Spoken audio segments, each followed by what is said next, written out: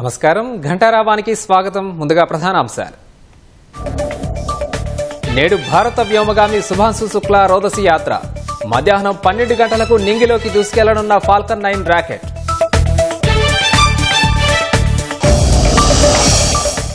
రైతు సంక్షేమం కోసం ఎంతవరకైనా కొట్లాడతామన్న సీఎం.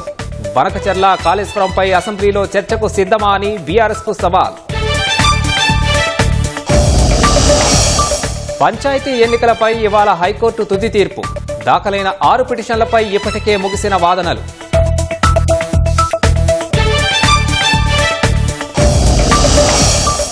ఆదిలాబాద్ జిల్లా డబ్బాకుచ్చిలో 12 ఏళ్ల తర్వాత తెరుచుకున్న ప్రభుత్వ బడి. చిరునవ్వులు చిందిస్తూ పాఠశాల బాట పట్టిన విద్యార్థులు.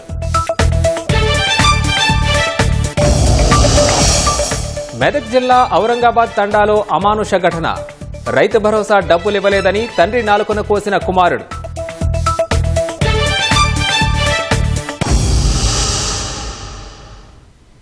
భారత వ్యోమగామి శుభాంశు శుక్లా మరికొన్ని గంటల్లో రోదసి యాత్రకు వెళ్లనున్నారు. యాక్సియం 4 మిషన్లో భాగంగా మొత్తం 4 వ్యోమగాములు రోదసి యాత్రకు బయలుదేరనున్నారు. భారత కాలమానం ప్రకారం మధ్యాహ్నం 12 గంటల 1 నిమిషానికి ఫ్లోరిడాలోని నాసా కెన్నడీ స్పేస్ సెంటర్ నుంచి ఫాల్కన్ 9 రాకెట్ నింగిలోకి దూసుకెళ్లనుంది. భూమి నుంచి బయలుదేరిన 28 గంటల తర్వాత ఈ వ్యోమనౌక అంతర్జాతీయ అంతరిక్ష కేంద్రం ISSతో అనుసంధానమవుతుంది. శుభాంశు శుక్లా ఈ మిషన్ పైలట్ బాధ్యతలు నిర్వహించనున్నారు.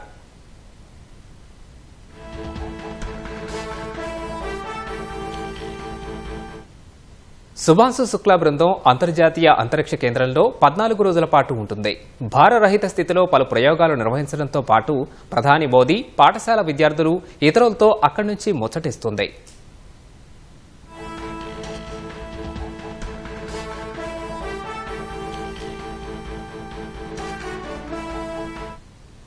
ఈ ప్రయోగానికి అంతా సవ్యంగానే ఉందని స్పేస్ ఎక్స్ ప్రకటించింది. లిఫ్ట్ ఆఫ్ కు వాతావరణం 90% అనుకూలంగా ఉందని తాజాగా తెలిపింది. మిషన్ వ్యవస్థలు కూడా సక్రమంగా ఉన్నాయని పేర్కొంది.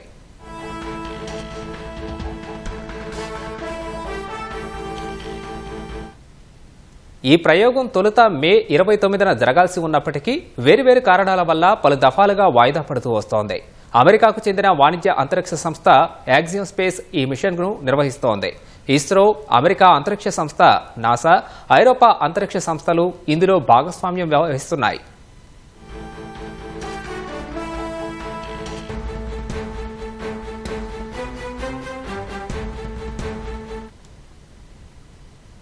బీఆర్ఎస్ సర్కార్ 10 ఏళ్లలో సృష్టించిన విధ్వంసం నుంచి వికాసం దిశగా రాష్ట్రాన్ని పరుగులు పెట్టిస్తూ వ్యవసాయం దండగ కాదు పండుగని నిరూపిస్తున్నాయని సీఎం రేవంత్ రెడ్డి స్పష్టం చేశారు. తమ ప్రభుత్వానికి వ్యవసాయమే తొలి ప్రాధాన్యమన్న సీఎం రైతు కోసం ఎందాకైనా కొట్లాడతామని స్పష్టం చేశారు. బనకచెర్ల కాళేశ్వరంపై అసెంబ్లీలో చర్చకు సిద్ధమా అంటూ బీఆర్ఎస్ అధినేత కేసీఆర్కు సవాల్ విసిరి రాజకీయ వేడి పుట్టించారు. ఏడాదిన్నర పాలనలో రైతు సంక్షేమం కోసం అమలు చేసిన పథకాల్ని జనంలోకి తీసుకెళ్లడంపై కాంగ్రెస్ సర్కార్ దృష్టి సారించింది. ఒకే విడతలో రుణమాఫీ, 9 రోజుల్లోపే రైతు భరోసా నిధుల జమ సహా ఇతర పథకాలపై విస్తృత ప్రచారం కల్పిస్తోంది. ఇందులో భాగంగానే రైతు భరోసా విజయోత్సవాలను నిర్వహించింది. పెట్టుబడి సాయం పంపిణీ పూర్తవడంతో సచివాలయం ఎదుట రాజీవ్ గాంధీ విగ్రహం వద్ద జరిగిన కార్యక్రమంలో ముఖ్యమంత్రి రేవంత్ రెడ్డి పాల్గొన్నారు. వరి వేసుకుంటే ఉరి అన్న కేసీఆర్ ప్రభుత్వం వ్యాపారం చేయదని వడ్లు కొనమన్నారని విమర్శించారు. కానీ ప్రజాప్రభుత్వం వచ్చాక చివరి గింజ వరకు ధాన్యం కొనడమే కాదు, మద్దతు ధరతో పాటు సన్నాలకు బోనస్ ఇస్తున్నామని గుర్తు చేశారు. దీంతో రైతులు 2,80,00,000 మెట్రిక్ టన్నుల ధాన్యం ఉత్పత్తి చేసి తెలంగాణను అగ్రస్థానంలో నిలిపారని ప్రశంసించారు. 18 నెలల్లో 1,04,000 కోట్ల రూపాయలు రైతుల కోసమే ఖర్చు చేశామని లెక్కలు వివరించారు. బీఆర్ఎస్ సర్కార్ రైతు భరోసా అంటే కోకాపేట భూములు అమ్మారని, రుణమాఫీ అంటే ఔటర్ రింగ్ రోడ్డును తెగనమ్మారని మండిపడ్డారు. చంద్రశేఖరరావు గారు క్యాన్సర్ బారిన పడేసినట్టు పడేసి 8,29,000 కోట్ల రూపాయలతో మాకు అప్పచెప్పిండు. మిత్రులారా, శకుని మామకు తగ్గట్టు శనీశ్వర పల్లుడు జమైండు. ఇవాళ మీరేం చేసిండ్రయా రైతులకు అంటున్నాడు. ఆనాడు భూములు అమ్ముకోవడమే కాదు, ఔటర్ రింగ్ రోడ్డును తాకట్టు పెట్టడమే కాదు, 1,00,000 కోట్ల రూపాయలు కాళేశ్వరంలో కట్టడం కూలడం జరిగింది. ఇవాళ 1,000 కోట్ల రూపాయలు సంపాదించుకున్నారు. ఇవాళ మోయినాబాద్ లో హరీష్ రావు ఫామ్ హౌస్ ఎట్లొచ్చింది, జన్వాడలో కేటీఆర్ కు ఫామ్ హౌస్ ఎట్లొచ్చింది, గజ్వేల్ ఎర్రవల్లిలో కేసీఆర్ కు 100 ఎకరాల ఫామ్ హౌజులు ఎట్లొచ్చినాయి. ఆగర్భ శ్రీమంతులు మీరైండ్రు. దేశంలోనే ధనిక రాష్ట్రమైన తెలంగాణ ఇవాళ దివాలా తీసింది. కేసీఆర్ కుట్రలతోనే తెలంగాణలో ప్రాజెక్టుల నిర్మాణాలు ఆగిపోయాయని రేవంత్ రెడ్డి ఆరోపించారు. సీమాంధ్ర పాలకులతో కలిసి తెలంగాణను ఎడారి చేశారని మండిపడ్డారు. చంద్రబాబుతో ఉండాలనుకుంటే ఇంకా టీడీపీలోనే ఉండేవాడిని, తెలంగాణ అభివృద్ధి కోసమే కాంగ్రెస్ లోకి వచ్చానని చెప్పారు. తెలంగాణ కోసం ఎవరినైనా ప్రశ్నిస్తానని అన్నారు. గోదావరి జలాలు, బనకచర్లపై అసెంబ్లీలో చర్చ పెడితే కేసీఆర్ వస్తారా అని సవాల్ విసిరారు. ఇవాళ గోదావరి బంకంచర్ల రేవంత్ రెడ్డి వచ్చి మొదలుపెట్టి చంద్రబాబు నాయుడుకు నీళ్లు ఇస్తున్నాడని దుర్మార్గమైన మాటలు మాట్లాడుతున్నాడు. చంద్రబాబు నాయుడుతో అంట కాగాలంటే అక్కడనే ఉండేటోని కదా, ఈ రాజీవ్ గాంధీ ఆశీర్వాదం తీసుకొని ఇక్కడెందుకు ఉండేటోని చంద్రశేఖర్ రావు. ఆనాడు సోనియమ్మ నమ్మించి కాళ్ళకు దండం పెట్టి నీతో చేరతాని అబద్ధాలు చెప్పి నడి బజార్లో మోసం చేసిన చరిత్ర నీదైతే తెలంగాణ ఇచ్చిన సోనియమ్మకు అండగా నిలబడాలి, ఈ తెలంగాణలో ప్రజా ప్రభుత్వాన్ని తేవాలి అని చంద్రబాబు నాయుడును కాదనుకొని ఇవాళ కాంగ్రెస్ పార్టీలో చేరి ప్రజా ప్రభుత్వం రావడానికి మీ అందరితో కలిసి కదం కలిపిన మిత్రులారా, గోదావరి బంకంచర్ల గోదావరి నది జలాల మీద శాసనసభలో చర్చ పెడదాం, స్పీకర్ కు లేఖ రాయి 3,000 టీఎంసీ సముద్రంలో పోతున్నాయి, రాయలసీమకు తరలించమని చెప్పింది నువ్వు కాదా 2016లో? మొత్తం వివరాలతో నేను వస్తా, నువ్వు సిద్ధంగా ఉన్నవా? 1600 రైతు వేదికల్లో పెద్ద సంఖ్యలో రైతులు హాజరై ఈ పండుగ ముఖ్యమంత్రి రేవంత్ రెడ్డి ప్రసంగం వీక్షించారు. ప్రజాప్రతినిధులు రైతులతో కలిసి విజయోత్సవాల్లో పాల్గొన్నారు. 10 ఏళ్ల కేసీఆర్ పాలనలో పండగైన వ్యవసాయం, ఏడాదిన్నర కాంగ్రెస్ పాలనలో మళ్లీ దండగైందని, కాంగ్రెస్ మోసాలకు గుణపాఠం తప్పదని బీఆర్ఎస్ కార్యనిర్వాహక అధ్యక్షుడు కేటీఆర్ అన్నారు. 15,000 రైతు భరోసా ఇస్తామని ఓట్లు దండుకుని 12,000కు కుదించడం సంబరమా అంటూ ప్రశ్నించారు. రైతు భరోసా 2 సార్లు ఎగ్గొట్టి ఇప్పుడు మళ్లీ ఓట్ల కోసం ఆగమేఘాల మీద డబ్బులు వేయడం సంబరమా అంటూ ఎద్దేవా చేశారు. ప్రభుత్వ కార్యక్రమమని మరచి కేసీఆర్పై సంస్కారం లేని విధంగా మాట్లాడి సీఎం రేవంత్ రెడ్డి మరోసారి సంకుచిత మనస్తత్వాన్ని బయటపెట్టుకున్నారని హరీష్ రావు విమర్శించారు. స్థానిక ఎన్నికల్లో కాంగ్రెస్ పార్టీ గెలుపుపై భరోసా లేక విధిలేని పరిస్థితుల్లో రైతు భరోసా వేశారని ఆరోపించారు. 10 ఏళ్ల కేసీఆర్ పాలనలో తెలంగాణ ఎడారిగా మారితే ధాన్యం ఉత్పత్తిలో రాష్ట్రం దేశంలో నెంబర్ 1 ఎలా అవుతుందని ప్రశ్నించారు. సీఎం స్థానంలో ఉండి అసెంబ్లీ సమావేశాల ఏర్పాటుకు ప్రతిపక్షం డిమాండ్ చేయాల్సిన పని లేదని సీఎంకు తెలియదా అంటూ హరీష్ రావు ఎద్దేవా చేశారు. గోదావరి బనకచర్ల ప్రాజెక్టుపై ఏ వేదిక మీదైనా చర్చించేందుకు సిద్ధంగా ఉన్నామని, రేవంత్ రెడ్డి ద్రోహాన్ని గణాంకాలతో సహా నిరూపిస్తామని హరీష్ రావు స్పష్టం చేశారు. వివాదాలకు తావు లేకుండా పోలవరం బనకచర్ల అనుసంధాన ప్రాజెక్టును సాధించాలని ఆంధ్రప్రదేశ్ మంత్రివర్గం తీర్మానించింది. ఎవరికీ నష్టం లేకపోయినా తెలంగాణలోని పార్టీలు రాజకీయ ప్రయోజనాల కోసమే వివాదం సృష్టిస్తున్నాయని అభిప్రాయపడింది. ముఖ్యమంత్రి చంద్రబాబు అధ్యక్షతన జరిగిన మంత్రివర్గ భేటీలో పోలవరం బనకచర్ల అనుసంధాన ప్రాజెక్టుపై సుదీర్ఘంగా చర్చ జరిగింది. అవసరమైతే కేంద్ర ప్రభుత్వ జోక్యం కోరాలని మంత్రివర్గం అభిప్రాయపడింది. 2017లో కృష్ణా జలాలపై 2 రాష్ట్రాల మధ్య వివాదం తలెత్తితే అప్పటి ఉమ్మడి రాష్ట్ర గవర్నర్ వద్ద సమస్యను పరిష్కరించుకున్న విషయం ప్రస్తావనకు వచ్చింది. గత 10 ఏళ్లలో తెలంగాణలో చాలా సాగునీటి ప్రాజెక్టులు కట్టారని, వాటిలో కొన్నిటికి అనుమతులు తీసుకోకపోయినా మనం ఎలాంటి అభ్యంతరం తెలియజేయలేదనే చర్చ జరిగింది. తెలంగాణలో చేపట్టిన కొన్ని ప్రాజెక్టులకు సిడబ్ల్యూసీ అనుమతి ఇచ్చిందని, అలాగే గోదావరి బనకచర్ల అనుసంధాన ప్రాజెక్టుకు అనుమతి లభిస్తుందన్న అభిప్రాయం వ్యక్తమైంది. వారు వారి రాజకీయ అవసరాల కోసం లేకపోతే వారి రాజకీయ బలహీనతల కోసం ఏమైనా మాట్లాడితే మాకు తెలియదు, ఎందుకు మాట్లాడుతున్నారో కూడా మాకు తెలియదు. మేమేమి ఎవరి నీటి హక్కును మేము లాక్కుంటే ప్రయత్నం చేయట్లా. మొత్తం సముద్రంలోకి పోయే నీటిని సద్వినియోగం చేసుకుందామని చెప్తున్నాం. ఆ సముద్రంలోకి పోయే నీటిని మీరు కూడా సద్వినియోగం చేసుకోమని కూడా చెప్తున్నాం. కాబట్టి మేము డిస్కషన్ ద్వారా, చర్చల ద్వారానే ఈ సమస్యను పరిష్కరించుకుంటాం తప్పితే మాకేమి దీంట్లో కాంట్రవర్సీ క్రియేట్ చేసి లేకపోతే అపోహలు సృష్టించడానికి మేము సిద్ధంగా లేము. గ్రామ పంచాయతీ ఎన్నికలపై హైకోర్టు ఇవాళ తీర్పు వెలువరించనుంది. మరింత సమాచారం మా ప్రతినిధి శ్రీకాంత్ ప్రత్యక్ష ప్రసారం ద్వారా అందిస్తారు.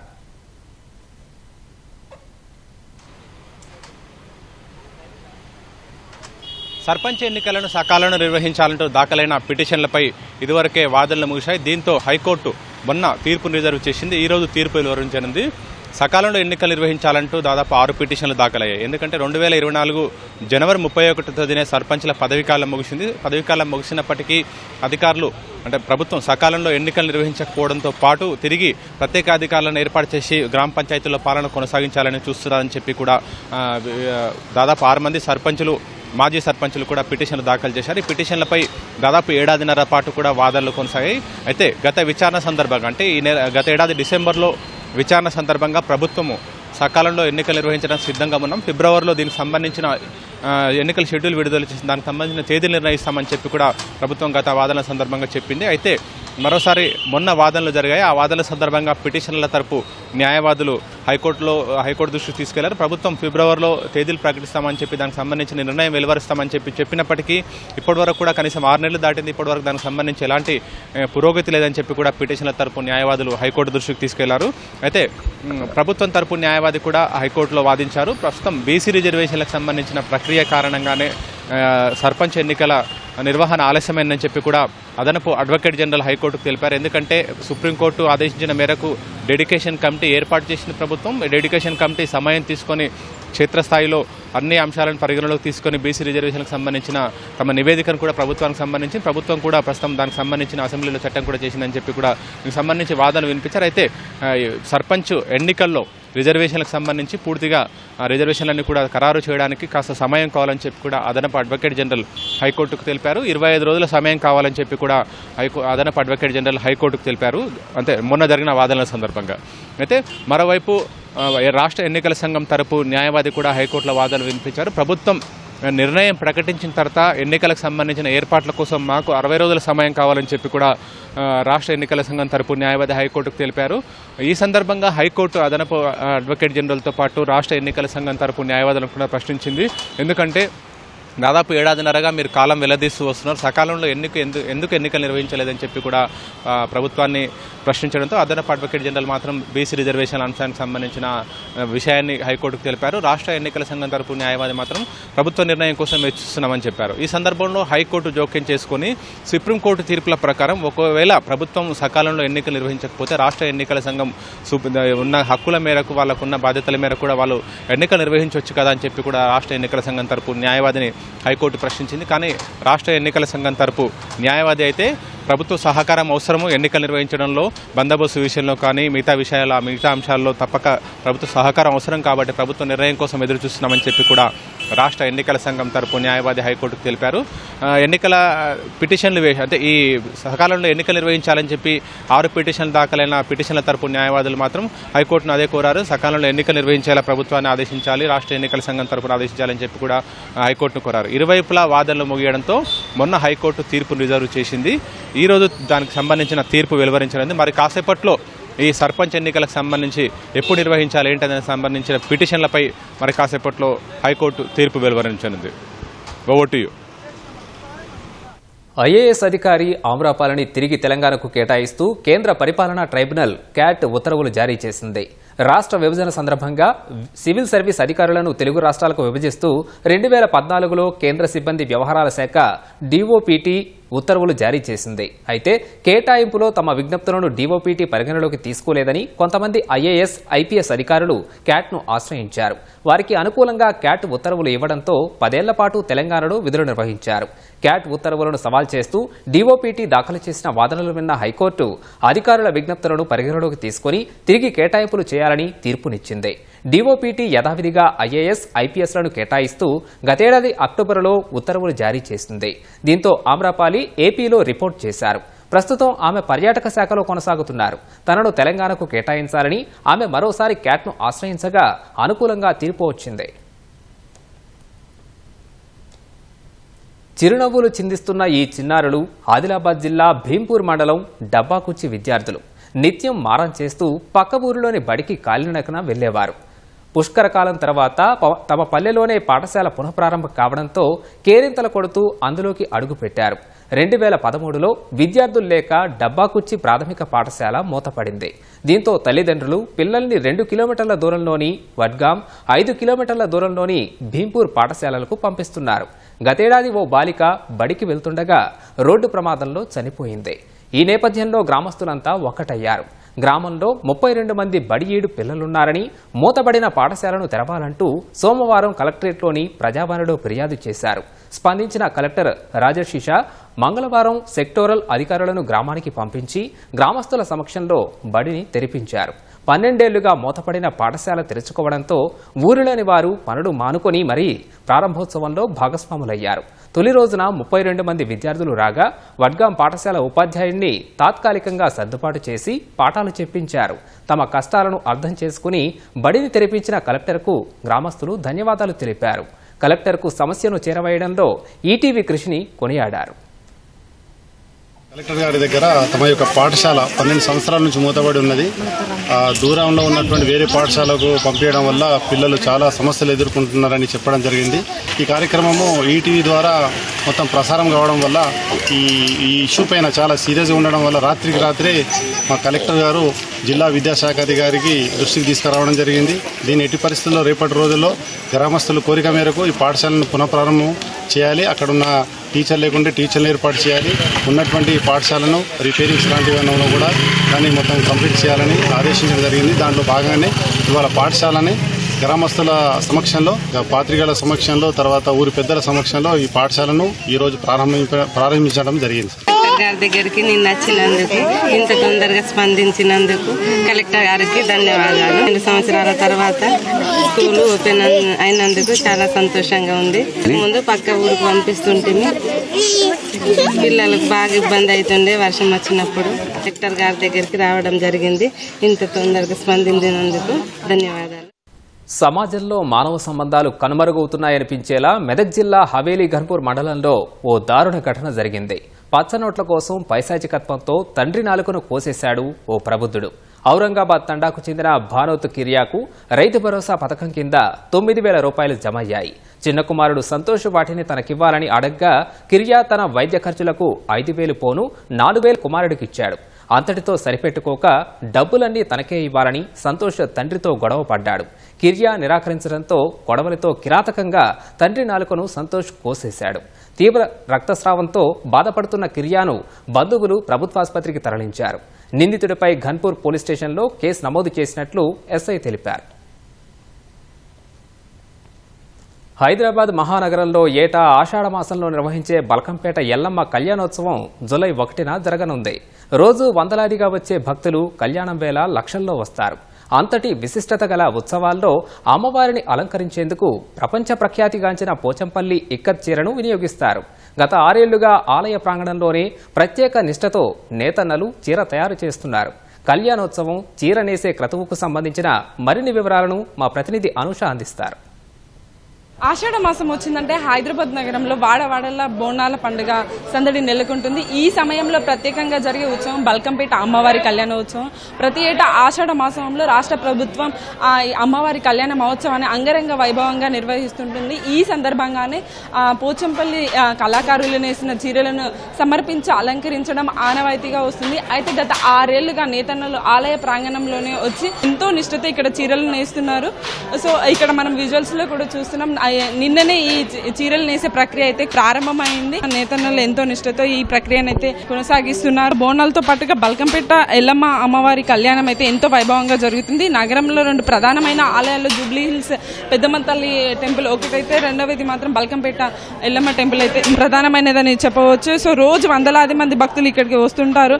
సో ప్రత్యేకమైన రోజుల్లో వేలాది సంఖ్యలో ఇక్కడైతే భక్తులు వచ్చి తమ మొక్కులను చెల్లించుకుంటారు. అయితే ప్రత్యేకమైన ఉత్సవాలతో పాటుగా అమ్మవారి కళ్యాణోత్సవ వేళ అయితే లక్షల కొద్ది భక్తులు వచ్చి అమ్మవారిని దర్శనం చేసుకుంటుంటారు. అయితే బల్కంపేట ఎల్లమ్మ కళ్యాణం సందర్భంగా అమ్మవారిని అలంకరించి బోనం సమర్పిస్తూ ఉంటారు. సో ఈ ఏటా స్థానికంగా తయారైన పోచంపల్లి చేనేత చీరలను అమ్మకి సమర్పించడము ఆనవాయితీగా అయితే వస్తుంది. అయితే గత 6 ఏళ్లుగా మాత్రం ఇక్కడే ఆలయ ప్రాంగణంలో చీరలు నేసి అమ్మవారికి సమర్పించి అలంకరించడం అయితే కొనసాగుతూ వస్తుంది. ఈ ఏడాది కూడా అదే ప్రక్రియ కొనసాగుతుంది. అయితే దీనికి సంబంధించి ఎక్కడి నుంచి వచ్చారు, ఎలా ఈసారి ప్రత్యేకంగా చీరలను డిజైన్ చేస్తున్నారు అనే విషయాన్ని తెలుసుకోవడానికి నేతన్నలు మనతో పాటు ఉన్నారు. వారిని అడిగి తెలుసుకుందాం. ఎన్నాళ్ళుగా ఇక్కడ మీరు చీరలు నేస్తున్నారు, ఏంటి ప్రత్యేకత? దేవాలయ సన్నిధిలోనే నియమ నిష్టలతో ఈ కార్యక్రమాన్ని ప్రారంభించడం జరిగింది. మొట్టమొదటిసారిగా 10 సంవత్సరాల క్రితం ఉజ్జయిని మాంకాళి అమ్మవారి దేవాలయంలో స్వయంగా అక్కడ వివిధ రకాల వాళ్ళు ఏ రకంగానైతే చేస్తారో ఆ రకంగానే ప్రత్యేకమైనటువంటి పర్వదినం కాబట్టి జాతర సందర్భంగా అక్కడ నేయాలన్న సత్సంకల్పంగా నియమనిష్ట నైవేద్యం ఎలా తయారు చేస్తారో అలాగే వస్త్రాన్ని కూడా బయట నుంచి తేకుండా అక్కడే తెచ్చి సమర్పిస్తే బాగుంటుందన్న ఉద్దేశంతో ప్రత్యేకంగా ఆ దేవాలయంలో మొదలుపెట్టి ఇప్పటి వరకు వివిధ విశిష్టమైన దేవాలయాల్లో నిరంతరంగా ప్రతి సంవత్సరము కొన్ని దేవాలయాలు పెంచుకుంటూ ఈ యొక్క పర్వదినాలలో ప్రత్యేకంగా దేవాలయాలలో చేయాలన్న సత్సంకల్పంతో కార్యక్రమాన్ని చేపట్టడం జరిగింది. ఈసారి ఎన్ని చీరలు నేస్తున్నారు, ఎలా, ఎక్కడి నుంచి ఇదంతా తీసుకొచ్చారు? ప్రతి సంవత్సరం మాదిరిగానే ఈ యొక్క మెటీరియల్ వచ్చేసి బెంగళూరు నుంచి రావడం జరుగుతుంది. కళాకారులు పోచంపల్లి నుంచి ప్రత్యేకమైనటువంటి నియమనిష్టలతో అక్కడ శుద్ధితోటి తయారు చేసి ప్రతి కార్యక్రమం చేసేటప్పుడు శుద్ధితోటి ఉంటారు. రంగులు అద్దేటప్పుడు కానివ్వండి, నేసేటప్పుడు కానివ్వండి, పర్చేజ్ చేసేటప్పుడు శుద్ధితోటి కార్యక్రమాన్ని చేయడం జరుగుతుంది. ప్రత్యేకంగా ఇక్కడ ప్రతి సంవత్సరం మాదిరిగానే 3 చీరలు తయారు చేసి ఇవ్వడం జరుగుతుంది. సో ఈసారి 3 చీరలను నేస్తున్నారు అని అన్నారు. సో దీనికి సంబంధించిన డిజైన్స్ కానీ ఈ ఆలయం వాళ్ళు ఇస్తారా, లేకపోతే మీరు డిసైడ్ చేస్తారా, ఎలా ఉంటుంది ఇది? మేము భక్తితోటి ఇస్తున్నాము. ఆలయం సంబంధించిన వారు ఎలాంటి ఆదేశాలు ఇవ్వరు. మనం భక్తితో ఏది ఇచ్చినా గానీ అమ్మవారు తీసుకోవడం జరుగుతుంది. ఆ డిజైన్స్ అన్నది మేమే నిర్ణయించుకుంటాము. ఎంతమంది ఇక్కడ పనిచేస్తున్నారు, ఎన్ని రోజుల్లో నేయడం అనేది పూర్తవుతుంది? మొత్తం ఇందులో 6 మంది కళాకారులు పనిచేయడం జరుగుతుంది. ఒక చీర మామూలుగా తయారు చేయడానికి 5 నుంచి 6 రోజులు పడుతుంది, 7 రోజులు కూడా పట్టవచ్చు. దాని యొక్క సమయభావాన్ని బట్టి, చేసే పనిని బట్టి. ఇక్కడ 3 చీరలు మేము 4-5 రోజుల నుంచి ప్లాన్ వేసుకొని మొన్నటి ప్రారంభోత్సవం జరిగి 3వ రోజు అయిపోయింది. కాబట్టి మేము ఆదివారం సాయంత్రం లోపల మొత్తము కంప్లీట్ చేసి ఇవ్వడానికి కృషి చేస్తున్నాం. ఇక్కడ నేసిన చీరల్ని అంటే అమ్మవారి కళ్యాణంలో ఏ సమయంలో ఇస్తుంటారు? ఇక్కడ నేర్చిన చీరలు ప్రతి సంవత్సరము ఎదుర్కోళ్ళ సమయంలో ఇవ్వడం జరుగుతుంది. కళ్యాణం రోజు ఉపయోగిస్తారు ప్రతి సంవత్సరం. ఇక్కడ చూసారు, ఇక్కడ దీనికి సంబంధించిన ప్రక్రియ అయితే కొనసాగుతూ ఉంది. ఇక్కడ నేతన్న అయితే దీన్ని నేస్తున్నారు. ఈ ఆదివారం లోపు అయితే ఈ చీరలని అందిస్తామని, పూర్తిగా తయారు చేసి ఇస్తామని అయితే ఇక్కడ కళాకారులు కూడా చెప్తున్నారు. అయితే బల్కంపేట అమ్మవారికి స్థానికంగా ఉన్న భక్తులే కాదు, వివిధ రాష్ట్రాల నుంచి కూడా ఎంతో మంది భక్తులు ఉన్నారు. ఇటీవల కాలంలోనే ముఖేష్ అంబానీ వైఫ్ నీతా అంబానీ కూడా ₹1 కోటి విరాళాన్ని కూడా ఇక్కడ ఈ ఆలయానికి ఇచ్చి ఈ ఆలయం వార్తల్లో నిలిచిన సంగతి కూడా మన అందరికీ తెలిసిందే. సో ప్రత్యేకంగా ఆ అమ్మవారి కోసం సమర్పించాల్సిన చీర కోసం పనిచేయడం ఎలా అనిపిస్తుంది, ఎలా ఫీల్ అవుతున్నారు? చాలా బాగా సంతోషం అనిపిస్తుంది మేడం. మాకు ఈ అవకాశం వచ్చినందుకు చాలా సంతోషపడుతున్నాం. గత 5 ఏళ్ల సంది రెగ్యులర్గా వస్తున్నాము. ప్రతి సంవత్సరానికి 3 చీరలు నేసి సేవ చేసుకునే భాగ్యం మాకు దొరికింది. సో మీరు 6 మంది కళాకారులు పనిచేస్తున్నారన్నారు కదా, మీరు ఒక చీర నేస్తారా, లేకపోతే దీంట్లో కొంత భాగమా, ఎట్లా ఉంటుంది? 6 మంది అంటే ముగ్గురేమో బయట భాగం పనిచేసే భాగము, ఇక్కడ చీర కాడ ముగ్గురు, ఇక్కడ ముగ్గురు, ఆడ ముగ్గురు చేస్తే ఒక చీర తయారైంది. ఎంతో నియమనిష్టలతో ఈ చీర నేయాలి అని అంటున్నారు. సో ఎలాంటివి పాటిస్తుంటారు మీరు? మేము రోజు పొద్దున్న లేవగానే స్నానం చేసి గర్భగుళ్ళ దేవుని దర్శనం చేసుకొని వచ్చి గర్భగుళ్ళనే ముగ్గం పెట్టి నేసి ఇవ్వడం జరుగుతుంది. నేను ఇష్టమాలతో జరుగుతారని ఇక్కడ పెట్టి నేర్పించుకుంటారు. చూసారు కదా, ఇప్పటికే అమ్మవారికి సమర్పించాల్సిన చీరల ప్రక్రియ అయితే కొనసాగుతూ ఉంది. ఆదివారం లోపు అయితే ఈ చీరలు నేసే ప్రక్రియ అయితే పూర్తవుతుందని, మంగళవారం రోజు అమ్మవారి కళ్యాణోత్సవం అంగరంగ మహావైభవంగా జరుగుతుందని అయితే ఇక్కడ చెప్తున్నారు. కెమెరామెన్ ప్రేమ్తో అనుష, ITV న్యూస్, హైదరాబాద్.